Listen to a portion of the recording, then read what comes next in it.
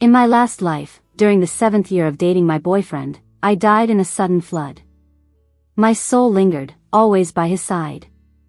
I watched him drift aimlessly, breaking down in tears over my death. And then, he left everything behind, clinging to our memories, until he too passed away from heartache. When he was at his end, he clutched a photo of me, vowing that in the next life, he would never let go of my hand. Then, I opened my eyes and found myself back on the day of the flood. With the memories from my past life, I managed to survive and even married him. But in this life, Howard, who once loved me enough to almost follow me in death, cheated on me in the 5th year of our marriage, right as I became pregnant. I saw them in the hospital lobby. The girl seemed hurt.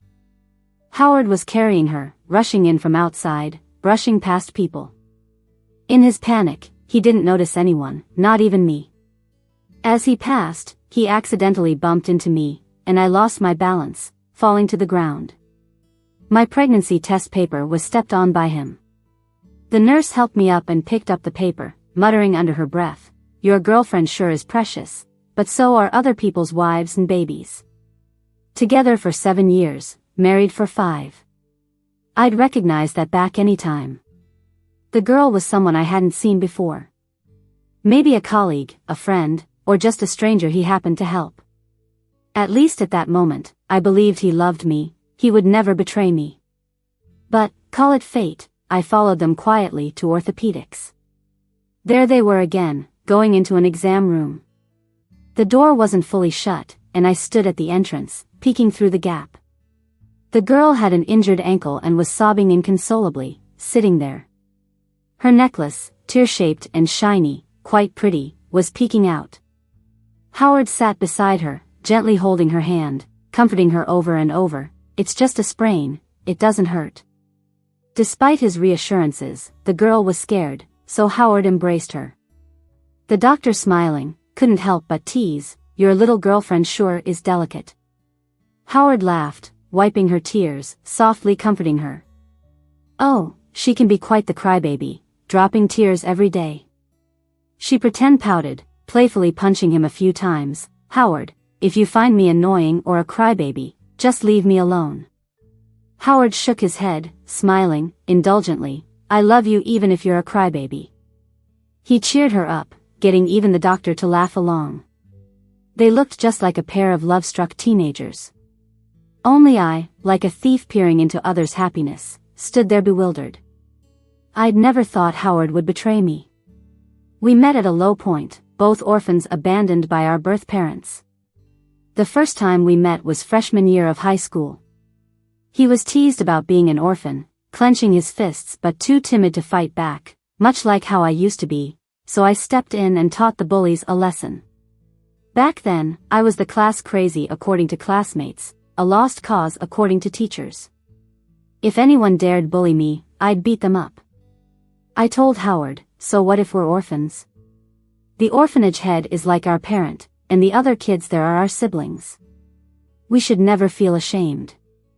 If it gets unbearable, just punch them and shut them up." Howard probably never saw a girl so fierce. He stood there stunned for a while, then nervously clenched his fists, mimicking punching into the air. He asked, "Do I punch like this?" I laughed, "If you really can't fight, come to me. I'll do it for you, no charge since we're both orphans." Initially, I was drawn to his looks. Later, it was mutual understanding. His looks were way too appealing, and I fell for him at first sight. With a similar tragic background, from high school to college, from shallow appearances to a sincere heart, we went through so much together and eventually fell head over heels for each other. If I hadn't died in that flood, maybe we would have been happy together forever. At least in my past life, that's what I believed. I'm not a fan of confinement. Unlike Howard's quiet nature, I wanted to see all the beautiful places.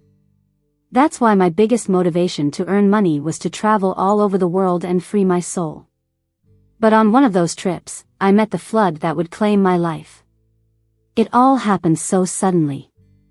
The bridge collapsed, the raging waters swept away many lives, including mine. When Howard heard about my accident, he searched tirelessly for 7 days until my remains were found. Covered in mud, he sat on the ground and broke down crying. Later, he would cut his wrists repeatedly, saying he didn't want me to be lonely underground and wanted to join me. He was hospitalized many times. Eventually, the head of the orphanage persuaded him to live on carrying my memory. He lived, but he was like a shell. He donated all his money to the orphanage, left everything behind, and spent his days with my photo until his untimely death. So when I found myself reborn, I did everything I could to survive, to escape the flood that was supposed to take my life. I gave up the dream of traveling the world and tried hard to become a stable person, staying by his side, never leaving. I thought this life would be simple and happy. But just 5 short years, the Howard who once loved me so deeply, cheated. Realizing this, along with the sadness, was a sense of hopelessness. Because I was pregnant. I looked down, gently rubbing my belly. This child was hard won. A baby we had hoped for over many years.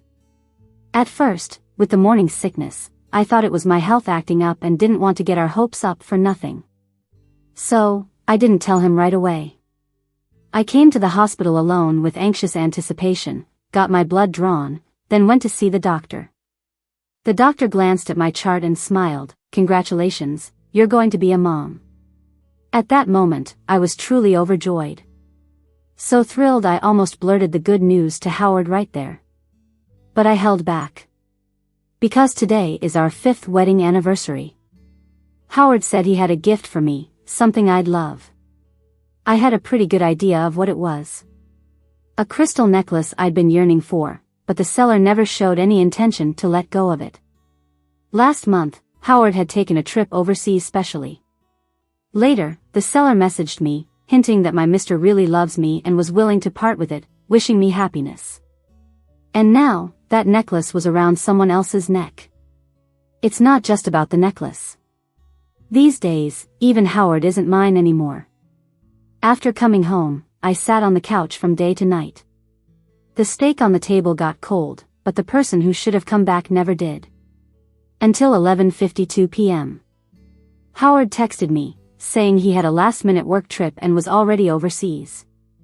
He told me not to worry and said we'd celebrate our anniversary once he was back, and he'd give me my gift then too. But not everything can be done over. I blew out the candles and dumped the cold steak into the trash. Maybe I was prepared for this. So, when I saw the message, I wasn't that upset. In fact, I even felt a bit relieved. Relieved that I found out first. So I didn't bother with a home-cooked candlelit dinner. I chose a well-rated restaurant and intentionally used Howard's card for the delivery. Since he wasn't coming back, the takeout was destined for the trash, just like him. Mother at the orphanage used to say I was stubborn since I was a kid. If I wanted something, I'd go all out for it. But once it didn't seem important, no matter how much I loved it, I could let go without hesitation. I glanced at the clock. It was midnight. I sat on the couch, looking out at the balcony, but the dark sky showed nothing. I remembered the doctor's contact info I got deliberately after coming back from the hospital. He mentioned he'd be on duty for a few days. Whether I wanted this child or not, I could tell him in advance. So, I messaged him, asking, if I planned to have an abortion, could he arrange it soon? The doctor replied quickly, saying, if you've decided and had preliminary checks with no issues, the earliest we could do the procedure is next Tuesday. If you're sure, come see me at the hospital. I gently touched my belly. Kid, forgive me. Without a happy family, it's better you leave early and find another set of parents. At least, you won't be so miserable. Even before the procedure, I got an invite from my old school. Howard and I didn't go to the same college. We were on opposite sides of the city and could only meet on weekends. He'd always bring me grape cakes and I'd get him the unique milk tea from my school. Howard was quite the pampered one, loved really sweet milk tea, hated the sun, couldn't handle any tough situation. So it's hard to forget that year when he found out about my accident. He dug with his bare hands for 7 days and nights. His fingers were raw and bleeding, mixed with mud, full of wounds. I felt a pang in my chest because the Howard from back then really loved me. But now, this relationship has become unbearable. I accepted the school's invitation. I didn't expect to see them there, again. After I finished my talk on stage, a girl stood up with a microphone and asked me a question. She said, "Hi, I'm Melody, a junior in the journalism department. My question isn't really related to academics. Would you still be open to answering it?" I nodded, seeing the challenge in her eyes. So she knew who I was. Melody smiled and said, "It said you were a renowned journalist who returned home for love. Married for 5 years, are you happy? Aren't you afraid of the 7-year itch?" I clenched the microphone, trying to control my emotions. Back in school, I was a rebel, afraid of nothing. After a near-death experience and seeing Howard's grief, I decided to become more gentle and sophisticated. But that doesn't mean I tolerate others stepping all over me. So I simply smiled and said, "Relationships don't have fixed outcomes. As for the 7-year itch you mentioned, I believe a man with family responsibility would never cheat. If that ever happens, I'd say he and the mistress are well suited." I paused, looked at Melody's slightly pale face, and asked, "Melody, as women, what do you think? Does a mistress have any dignity?" She couldn't retort with the one not loved is the mistress in front of everyone or she'd be shot down for sure. So she bit her lip, nodded, and forced a smile. Maybe it irked her. Melody added, "If that happens, I think as a wife, she must be pretty useless for not keeping her husband's heart." I laughed, better than a mistress, wanting someone else's leftovers, not even considering if it's dirty. But people like that, always picking up what's left, are delusional about their worth. The guy isn't any better, easily swayed with just a wave. There's no difference between that and tossing a bone to a stray dog and seeing it wag its tail. Then I feigned a gasp, covering my mouth. My bad, how could I equate a stray dog with a cheating man? Dogs are loyal companions, cheats and their lovers are societal trash, not worth a look. Melody, do you think I'm right? I smiled sweetly at her, not allowing myself to show vulnerability. The rebellious side of me felt familiar and comforting. Perhaps from the start, I shouldn't have changed myself for Howard. But in this silent battle, none of us won. Howard cheated. That meant he didn't love me that much, so I didn't win. Melody became the mistress and now stands scorned, also a loss. We're both quite the failures. But I have no regrets. I loved Howard with genuine passion, he betrayed me. So I'm not at fault, they are. After my talk, I walked off the stage. Perhaps deliberately. From a distance, I saw Melody and Howard, who had his back to me. He was holding a big bouquet of roses, bending down towards Melody, pinching her cheeks. Melody, looking utterly heartbroken, was crying in his arms. Howard held her, soothing her softly over and over. I stayed put, not moving an inch. Melody seemed to glance at me, and then, looking at Howard and speaking loudly enough for me to hear, she asked, "Howard, why are you so good to me?" Wiping her tears gently, Howard responded with the same tender tone, "Did you forget? I told you before, I kept having this dream before I met you. In the dream, there was a girl drowning, and I was trying desperately to save her, but she disappeared. Dream me was devastated, almost to the point of wanting to die. Then I met you. On our first meeting, you fell into the water, just like the girl in my dream. Maybe you are that girl from my dreams. Maybe we were meant to be. So, that's how it was." I stood there, not sure if I wanted to cry or laugh.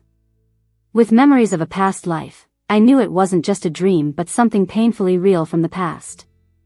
Is his memory of the past life coming back piece by piece? Howard professed love for the girl in his dream and then for Melody. Little does he know, the girl in the dream was me. But what does it matter now? Betrayal has already taken its course.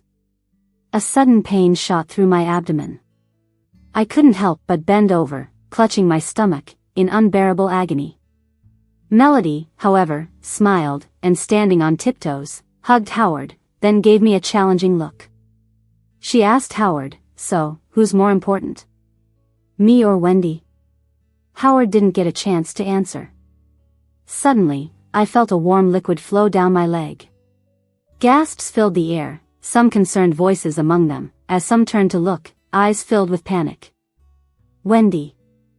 I didn't move, just watched him sprint towards me. I really want to know how he'd react once he finds out the girl in his dreams was actually me. Howard rushed up, looking especially worried. Wendy, why are you here? I was wearing a long black dress, down to my ankles. The pain grew worse as blood trickled down, reaching my feet and staining my white shoes.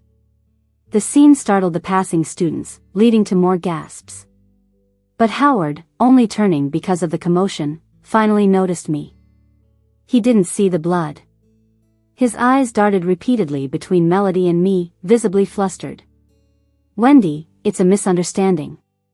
Actually, today Before he could finish, Melody, not far behind, fell with a cry. It shifted Howard's focus entirely away from me. Melody, are you okay? Howard rushed to her, helping her up, showing a severe scrape on her knee, swollen and bloody. Melody shook her head and looked at me, shedding a couple more tears. It hurts. Can you take me to the infirmary? Howard stiffened, perhaps realizing his legal wife was standing just yards away, watching him fuss over another woman. He turned, apologetically, I'll take Melody to the hospital first. We'll talk tonight. Howard didn't give me a chance to speak. He picked up Melody and left, not sparing a glance. He never saw me bleeding or losing our child. I took a long breath, the pain intensifying. I could feel the child slipping away, hurting so bad I leaned on a passing student for support. Hey, can you call an ambulance for me? I asked, barely managing the words through the pain. The baby, it didn't make it. The doctor said it was weak from the start, and with my constant worry, it couldn't hold on. She comforted me, saying I'd have another one in the future. But I wasn't really sad. I didn't plan to keep it anyway, and losing it this way was just another way to get what I wanted. Maybe the baby felt the same, thinking about growing up in an incomplete family might as well be suffocating. Regardless, Howard and I no longer have anything binding us together. After the miscarriage, I stayed in the hospital overnight and didn't hear anything from Howard. That meant he didn't come home last night and stayed with Melody all along. I was young and resilient, ready for home recovery the next day. I didn't bring much, leaving just as cleanly. It might have been fate or sheer coincidence, but turning a corner at the hospital, I collided right into Howard. He was holding a pink tumbler and a bag of breakfast, with a different outfit from yesterday's white shirt. Some things you shouldn't dwell on, they only bring unnecessary hurt. But it was right in front of me. He froze, trying to hide what he was holding, only to realize the futility of it. Caught between panic and guilt, he stumbled through multiple false starts. Eventually, he just smiled, a guilty smile. Wendy, what are you doing at the hospital? Got something here? I let out a laugh, unable to contain it. Yeah, just here for fun. Fun, right? Do you believe that? His face changed, growing serious. He stayed silent for a moment. Don't make passive-aggressive comments. If we've got a problem, let's solve it properly. You head home first. I promise I'll be there before noon, and we'll talk about everything else later. Why later? Are you rushing to bring breakfast to your little fling? It was early, but the hospital corridors were already crowded. Everyone loves gossip, and as soon as they heard little fling, they couldn't help eavesdropping, turning their heads several times to look back. Howard was feeling the heat, his ears turning red. Wendy. It's not what you think. Melody and I are just friends. Don't assume everyone's as terrible as you imagine. When did you become so unreasonable? Every guy caught cheating wants to twist things around, even when the evidence is right there, like maybe fooling himself will ease his guilt. But before I could answer, a door down the hall opened, and Melody limped out. She was in a hospital gown, but you couldn't hide the youthful energy of a college freshman. Melody walked up to us with a bright, innocent smile. Wendy, you must have misunderstood Howard. We're just friends. We met at school over some study stuff. If you're upset, take it out on me, not Howard, especially not in front of everyone, okay? Such a sweet-natured girl, I see why he likes her. But right then, I only had one thought, to divorce Howard. Melody's just a sophomore in college. Imagine her classmates and teachers finding out she's seeing a married man. What's left of her reputation? I spoke softly, but clear enough for them both to hear. At my words, their expressions changed instantly. Melody looked especially anxious, fear alighting on her face. Her composure was gone as she demanded, "Are you planning to ruin me at school?" "Wendy, that's downright cruel." Howard chimed in, "Yeah, Wendy, what's the point? Melody and I are just friends. Don't spread lies and ruin a young girl's reputation like that. Isn't that harsh?" Harsh? If I hadn't held back these years or wasn't physically weak right now, I would have slapped him. But it's not too late, there'll be a chance. I took several deep breaths, my lower belly still ached, forcing me to breathe lightly. I just stared at Howard, exposing his pathetic lies. 5 days ago, I saw you rushing her into the hospital, admitting to the doctor you're a couple. Yesterday, you claimed you were on a business trip but ended up at school, hugging and cuddling with her. Howard, I'm not blind. I can see what's happening. If you just owned up, I might respect you a bit. But no, you pile on lies and accuse me of being evil and twisted. Don't you see how disgusting that is? Having said all that, it left me rather sad. The person I once loved deeply enough to die for, who's lived a miserable life for my sake, now couldn't be worth the emotional hassle. In life and death, you can't have it all. Maybe, like my old classmate said, I'm just doomed to misery, never destined for happiness. I struggled to control my emotions, trying to appear calm. Howard, things have gotten ugly. What's the point of hiding it now? Perhaps I was too blunt. Howard, who was denying everything before, now couldn't help but stay quiet. Every word I said, he knew in his heart whether I was lying. He looked at me, reigning in his arrogance, a mix of emotions and guilt on his face. He opened his mouth, seemingly to explain, but I cut him off. I don't want a huge scene. It's come to this, so let's divorce. As soon as I finished, Melody chuckled, and Howard hesitated, even looking a bit incredulous. Wendy, after all these years, you're just gonna call it quits? Do you have no heart? What else was there? I found it laughable. Stay married while he keeps some side girl out there? And when she gets bored, find another one? Should I just wait at home each day, crying over him? Is that being heartfelt? Then I dropped my final demand. You're at fault in this marriage, so you should leave without a dime. Any issues with that? I'm not stupid. People leave, whatever. But I'm not about to hand over all the savings and hard work. Melody was quick to object without thinking twice, clutching Howard's hand tightly, stirring the pot. Howard, you've worked hard for so long.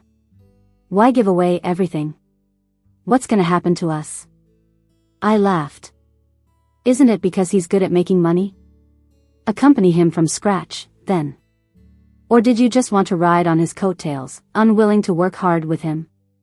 Setting someone on a pedestal makes them hard to back down, forcing them to agree grudgingly, even if it irks them.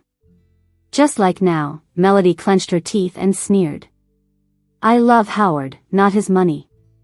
Even if he leaves with nothing, I'd still help him bounce back.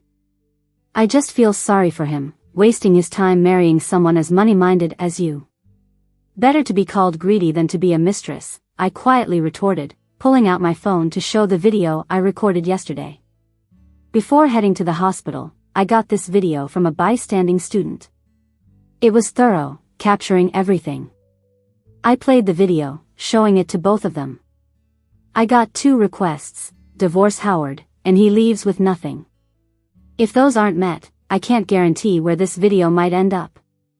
Pushed to this point, Melody lost control a bit and reached out to grab my phone, but I dodged her in time. Melody, you did this, so you have to face the consequences. Don't think you can make excuses to smooth things over later. We both studied journalism and know how powerful words can be. We also know that even if some things don't need verification, gossip alone can be enough to destroy a person. You both know in your hearts if you've done something immoral, right? It's not coercion, it's a fact. It's their fault. With the video in hand, even for Melody's reputation, Howard has to compromise. Go to the Civil Affairs Bureau and file for divorce. No surprises, there's that mandatory 30-day cooling-off period for divorce. Howard, I don't care if you wander around or stay at another woman's place. From today, the house we used to live in is mine, and it no longer concerns you. In 30 days, we'll be divorced and we'll never see each other again, nothing more to do with each other. It's a clean break. Once decided, it's final. We'll never meet again until we're gone from this world. Howard didn't speak immediately. He glanced at Melody waiting in the car, with a complicated look in his eyes. Wendy, does it have to be like this? He said it with a sorrowful vibe, as if I was the one who did wrong. It's you who cheated, and now you're asking me this, don't you feel phony? I'd rather he straight out admits he's fallen for Melody, saying he'll walk away with nothing and never meet again. That way, I'd respect him as a straightforward person, at least not dragging things in matters of the heart. But now, I just feel more disappointed. Maybe that summer when I saw him being bullied, I shouldn't have extended a helping hand and sacrificed myself. After our unpleasant meeting at the Civil Affairs Bureau, I didn't go home. Instead, I booked a hotel for a month. I even hired a housekeeper. Just had a miscarriage, and even if I'm young and have a good foundation, I need to recover properly. The hotel lets me cook. The housekeeper comes by for 3 meals a day, and I just lie in bed, browse my phone, and look at sceneries around the world. My long dormant heart started to stir again. If I'd never met Howard, then now, I'd be seeing the vast mountains and rivers around the world, not mourning my lost love in a room. Melody probably thought that since I asked for a divorce and wasn't clinging, she'd try to get my attention, so she added me on Instagram. It was a small account that didn't directly state who she was. Yet my sixth sense told me that strange, suggestive account must be her. June 24th, he was moody today, but with me by his side, he smiled. June 25th, the weather was great today. I asked him to take me to an amusement park. He said he was a bit afraid of heights. I patted my chest and said I could protect him. So happy I could protect the person I love. June 26th, it rained a bit. We snuggled in bed all day watching movies. July 24th, tomorrow, it all ends. From then on, it will just be us, no one else. I took screenshots of all these posts and saved them. As I took the last screenshot, I paused and zoomed in on a photo, seeing the room's layout behind her. It was almost laughable. In that house with Howard, every little thing, from the bricks to the decor, was my choice. Not to mention that familiar sofa and those carefully chosen furnishings. No one knew them better than I did. Yet right now, Melody lay on my couch, in the spot I once slept. It made me feel sick. Covering my mouth, I raced barefoot to the bathroom, wanting to throw up, but nothing came out, just dry heaves. Tomorrow is the day I can finally get a divorce. I didn't make a fuss first but waited for the morning in our meeting in front of the Civil Affairs Bureau. Howard was punctual. Today he wore a white shirt and his hair was neatly styled. Clearly, he came prepared. I chuckled, so formal. Too bad you can't get married and divorced on the same day. My sarcastic tone made passers-by glance over. Howard pressed his lips and stared at me for a long time before speaking. As I walked into the bureau, he suddenly called out, "Wendy." I paused, and he continued, "I never wanted to divorce you." How ridiculous. Betray me and then say you don't want to divorce. Does the world owe him everything? Howard walked briskly over and spoke earnestly, We've been together since high school, supporting each other for years. I really love you. With Melody, I can't describe it to you. It's an obsession, embedded deep within me. If I don't act on it, it keeps me up all night, restless and uneasy. You've never experienced that powerlessness, not understanding obsessions, not feeling my struggles. No, I do understand. I've seen his helplessness, known his obsessions. So I was willing to give up my dreams, clip my own wings, just to stay by him, guarding the peace and happiness he craved, hoping to be the perfect wife in his eyes. So, what happened?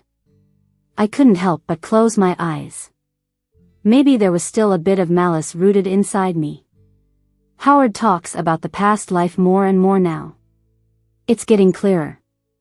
Soon, he might remember everything. When that day comes, and he realizes the one he loves isn't by his side, what's it gonna be like? I'm curious and waiting for that day. But first, I need to stay low. Gotta get a divorce first. Without the legal ties, I'll just be me. The divorce process wasn't complicated. In no time, I had the divorce papers in hand. I was no longer Howard's wife. After leaving the registry office, I got straight into Howard's car. He was caught off guard. I looked at him and said, "I'm heading back to that house we lived in." "Aren't you going there too?" We agreed all the assets are mine, including that house. However, he let Melody move in while I was away. Seeing me figure it out, Howard quickly explained, Melody had a spat with her roommates. Her family's far, and she's got no money for a hotel. So, since you're not staying there, I let her stay for now. I even told her to pack up and head back to school today. He said it so casually, like it was no big deal. Before, it might have made me sad. But now, it's not sadness, but anger, extreme anger. I couldn't help but rub my eyes. Maybe I was blind before, loving someone I shouldn't have. Maybe this second chance wasn't about fixing regrets, but showing me that with Howard, love ends in separation, never perfect. Don't force it. So, I didn't say anything, just followed him to the house. I didn't want to call it home anymore. Rang the doorbell and saw Melody in my pajamas, running barefoot to open the door. She was holding my favorite stuffed toy, acting all cute. "You're back," she started, but then saw me and froze. "What are you doing here?" "By the divorce agreement, the house is mine." "So technically, she's trespassing." Hearing me, Melody's eyes filled with tears as she nervously looked at Howard. "Howard, I talked to my roommates. They still won't let me come back. I have nowhere else. If I can't stay a bit longer here, I'll have to live on the streets. All of Howard's assets are under my name now. He only has his advance paycheck and a rented place, definitely not as comfy as this. Melody is trying to prove her importance in front of me now, which just seems silly." Right at that moment, Howard looked at her, hesitated, then asked, "Wendy, I've given you everything. But she has no place to go. Could you let her stay just a few more days, please?" "Sure," I replied immediately. My straightforwardness caught them both off guard. But I didn't do anything else. Just went to the bedroom, said I was grabbing some important documents, then left calmly under their watchful eyes. Then, I headed to Melody's university, which is also mine. I know exactly when the office is bustling and when students will be around. I brought a video I had. Plus, after going back to the room, I secretly placed a camera. An hour later, they were hugging and kissing in there. Plenty of evidence. But I didn't say anything, just played it on a loop from my phone. I sat crying soundlessly. With so many people passing by the office, students visiting teachers or doing errands, I held the phone high every time to make sure everyone could see. Including a pregnancy check document and my miscarriage proof. Everything was dated clearly for accuracy. All of this left no room for misunderstanding. By the time I got to the airport, Howard called. As soon as I answered, he started yelling. "Wendy, I never thought you could be so vicious. You said if I left with nothing, you wouldn't release the video, but then you went to Melody's school and ruined her reputation. You're a girl too, you know how important that is. Don't you think you've gone too far? You even put a camera in the room. That's infringement, and I could sue you for violating our privacy and rights. And, Wendy, you pushed Melody to attempt suicide. You know that? If you have any conscience left, you better fix this at school, say it was your mistake, or I'll get the cops involved. I rubbed my ear, it was aching from his yelling. I told him, you've signed the divorce papers. The house is legally mine, so why can't I install cameras in my own place? If you guys can't keep it together and mess around in what was my bedroom, shouldn't I address it with her school? And yes, I did promise you guys, but I changed my mind. So what? Call the police then, Howard. But let's be real about who this will embarrass. You gotta know, right? In the end, in this relationship, I wasn't the one at fault, and I don't have to take any responsibility for it. But Howard, he completely shattered the love I had from a past life. So I made that phone call. Hello, I want to send by SF Express, the kind that can arrive today. As for the items, I split them into 2 parts and dropped them off at the postal station in advance. One part was for Howard, containing 2 sheets, medical documents for a pregnancy and a miscarriage. I marked the dates clearly, I'm sure he remembers them. The other part, more important, was a USB drive sent to Howard's rival at the same company. After that, I turned off my phone, grabbed my luggage, and went to another city. I'd thought long and hard about it. The flood was the turning point that deepened my tie with Howard. Similarly, in a previous life, as a soul, I'd followed Howard and remembered the events of the upcoming years quite well. For example, in 2 months, this city would experience heavy rain and then an unexpected flood. Although it wouldn't be as severe as the one 5 years ago, it would still cause many buildings to collapse and result in casualties. Knowing the time and place, I came to this area and wrote a bunch of anonymous letters. Making sure I was safe, I sent them to the local emergency management agency. I checked a lot of materials beforehand, making sure the letters were formal enough to give them a warning and recommend they prepare evacuations ahead of time. I tried my best to save those people. And I didn't leave. During this period, Howard called me several times, but I never answered. I didn't read any of his messages either. After being together for so long, we knew each other's personalities well enough. The package I sent on the day I left would be enough to haunt his conscience for a lifetime. The child that had once filled us with such anticipation. The day of the discovery, her father was with another woman.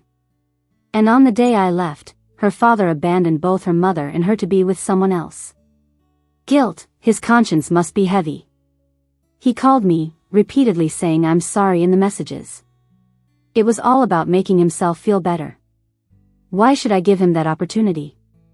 I'm a little bitter, I can't learn to forgive and just wish for him to be unhappy for the rest of his life. But I didn't expect we'd meet again. The day of the flood, the authorities had already arranged for evacuations. But some people wouldn't leave. When help was necessary, I found those trapped people based on my previous life's memory. I spent days and nights without sleep. And when I thought it was about over, I found Howard as the last person to save. He was holding onto a piece of driftwood, choking on water, crying for help. He held a child in his arms, a little girl in a blue dress, clinging to his neck and crying in fear.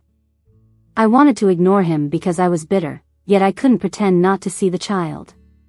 In these 5 years, I'd learned to swim and picked up some survival skills. I managed to save them. At the moment of rescue, Howard embraced me. Wendy, I remember now. Outside the hospital, Howard stood before me. He hadn't changed clothes, soaking wet, looking quite a mess. Wendy, what? When did you start remembering? I interrupted him, and Howard opened his mouth, but couldn't help but laugh bitterly. He said, I started dreaming about it long ago. Then I met Melody, and I thought she was the girl in my dreams. Later, when we were getting a divorce, I almost dreamed every night, but I could never see the face of the person in the dream clearly. After getting the divorce papers, Melody jumped into the river, and I followed. That night, I had a high fever and went to the hospital, where I saw the medical documents you sent me. That night, I dreamed about lots of things.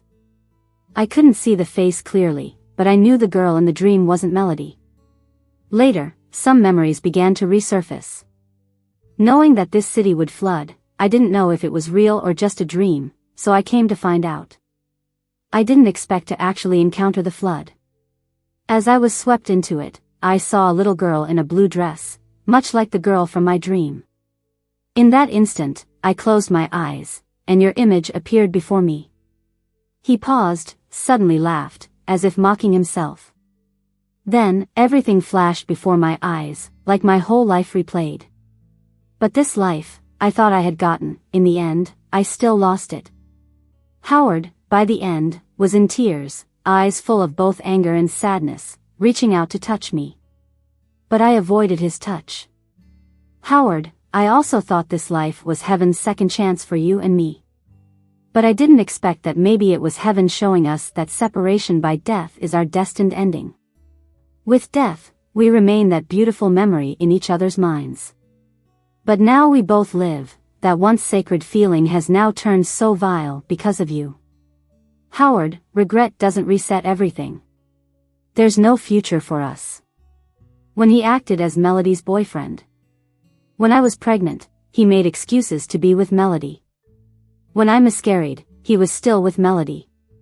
And numerous unknown nights, those sickening nights, I could never swallow. Howard listened to my words, tears sliding down instantly, shaking his head uncontrollably. Wendy, I just loved the wrong person, but all along, I've only loved you. So what? Am I supposed to forgive your betrayal just because of that? But I can't be kind and generous and forgive someone who betrayed me. So I told him, because you're the one who betrayed me first, you have to leave with nothing. I even used your rival to make sure you lose your job.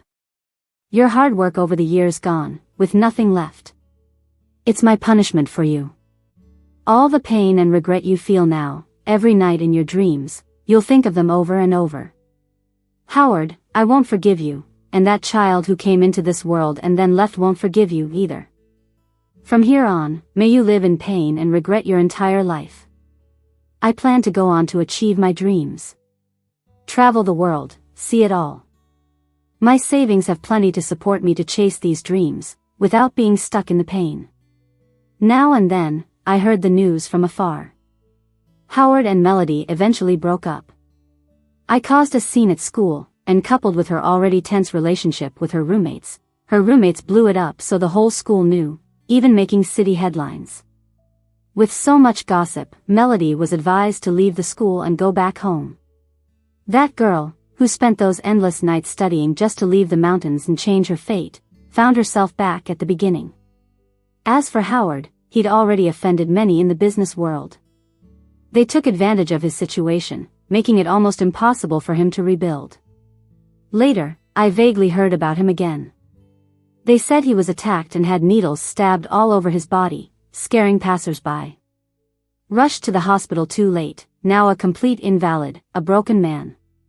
But none of that is related to me. I'm in another country, in a place where spring blooms, a new beginning of the life that truly belongs to me.